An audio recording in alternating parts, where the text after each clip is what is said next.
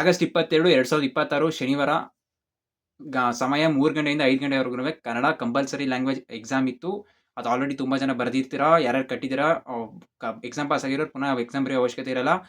ಮತ್ತು ಈ ಕನ್ನಡ ಮೀಡಿಯಮಲ್ಲಿ ಓದಿರ್ತಾರಲ್ಲ ಅವ್ರುಗಳಿಗೆಲ್ಲ ಏನಿದೆ ಅಪ್ಲೈ ಆಗಲ್ಲ. ಅಪಾರ್ಟ್ ಫ್ರಮ್ ಕನ್ನಡ ಮೀಡಿಯಮ್ ಅವ್ರಿಗೆ ಅಪ್ಲೈ ಆಗಿರುತ್ತೆ. ಮೋರ್ ಓವರ್ ಬಂದು CRDR ಎಕ್ಸಾಮ್ ಬರೀತಿರೋರು, ವಿಲೇಜ್ ಅಕೌಂಟೆಂಟ್ ಎಕ್ಸಾಮ್ ಬರೀತಿರೋರು, ವಿಲೇಜ್ ಅಕೌಂಟೆಂಟ್ ಎಕ್ಸಾಮ್ ಅಕ್ಟೋಬರ್ 2 ಇರುತ್ತೆ, CRDR ಸೆಪ್ಟೆಂಬರ್ 6 ಇರುತ್ತೆ. ಇವ್ರುಗಳು ಪಾಸ್ ಬರೀಬೇಕಂದ್ರೆ ಈ ಎಕ್ಸಾಮ್ನ ಕ್ಲಿಯರ್ ಮಾಡ್ಕೊಂಡು ಬಂದಿರಬೇಕಾಗುತ್ತೆ.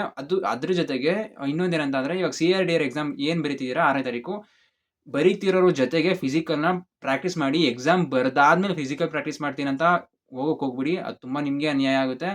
ನೆಕ್ಸ್ಟ್ ಮೋರ್ ಓವರ್ ಇನ್ನೂ ಅವರು ಏನೇನು ಮಾಡಬೇಕು ಅಂತ ಹೇಳ್ಕೊಂಡ್ಬಿಡ್ತೀನಿ ನೋಡಿ. ಫಿಸಿಕಲ್ ಆದಮೇಲೆ ನಿಮ್ಮ ಡಾಕ್ಯುಮೆಂಟ್ಸ್ಗಳೆಲ್ಲನೂ ಪ್ರಿಪೇರ್ ಮಾಡಿ ಇಟ್ಕೊಂಡಿರಿ, ಯಾಕಂದರೆ ನಿಮಗೆ ಡಾಕ್ಯುಮೆಂಟ್ ವೆರಿಫಿಕೇಷನ್ ಟೈಮ್ ಬೇಕಾಗುತ್ತೆ. ಡಾಕ್ಯುಮೆಂಟ್ಸ್ ಎಲ್ಲ ಕಂಪಲ್ಸರಿ ರೆಡಿ ಆಗಿರಬೇಕು.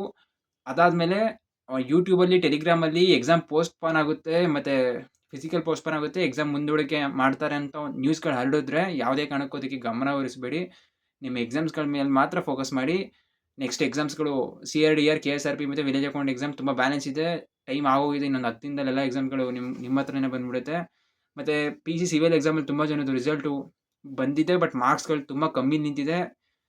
ನೀವೇನಾದ್ರು ಕ್ವಶನ್ಸ್ಗಳನ್ನ ನೀವು ಕ್ವಶನ್ ನೋಡಿದ ತಕ್ಷಣ ಕಷ್ಟ ಇರಬೇಕಾದ್ರೆ ನಿಮ್ಮ ಕಟ್ ಆಫ್ ಕೂಡ ಕಷ್ಟ ಬೀಳುತ್ತೆ ಅಂತ ನೀವು ಊಹೆ ಮಾಡ್ಕೊಂಡು ಎಕ್ಸಾಮ್ ಬರೆದಿದ್ರೆ, ಯಾರು ಆ ಥರ ಬರೆದಿದ್ದಾರೆ ಗೊತ್ತಿದ್ದಷ್ಟು ಮಾತ್ರ ಟಿಕ್ ಮಾಡ್ಕೊಂಡು ಬಂದಿದ್ದಾರೆ. ಅವ್ರು ಆಲ್ರೆಡಿ ತುಂಬ ಜನಕ್ಕೆ ಹೆಲ್ಪ್ ಆಗ್ಬಿಟ್ಟು ಆಲ್ರೆಡಿ ಜಾಬ್ ಸಿಗೋ ಚಾನ್ಸಸ್ ತುಂಬ ಆಗೋಗಿದೆ. ಅವ್ರು ಬರೀ ಫಿಸಿಕಲ್ ಮಾತ್ರ ಪ್ರಿಪೇರ್ ಆಗ್ತಿದ್ದಾರೆ ನಾನು ನೋಡಿದ ಮಟ್ಟಿಗೆ.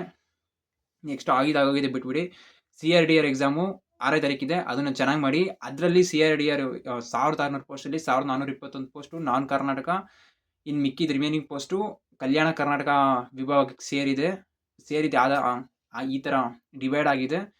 ಆ ಕಾರಣದಿಂದ ಎಲ್ಲರೂ ಚೆನ್ನಾಗಿ ಬರೀರಿ, ಆಲ್ ದ ಬೆಸ್ಟ್ ಅಂತ ಹೇಳ್ತಾ ಇದ್ದೀನಿ. ಸಮಯ ತುಂಬ ಕಮ್ಮಿ ಇದೆ, ಇರೋ ಸಮಯನ ಯುಟಿಲೈಸ್ ಮಾಡ್ಕೊಳ್ಳಿ. ಎಲ್ಲ ಅಪ್ಡೇಟ್ಸ್ಗೆ ನನ್ನ ಚಾನಲ್ನ ಸಬ್ಸ್ಕ್ರೈಬ್ ಮಾಡ್ಕೊಳ್ಳೋದು ಮರಿಬೇಡಿ. ಜೈ ಹಿಂದ್, ಜೈ ಕರ್ನಾಟಕ. ಧನ್ಯವಾದ.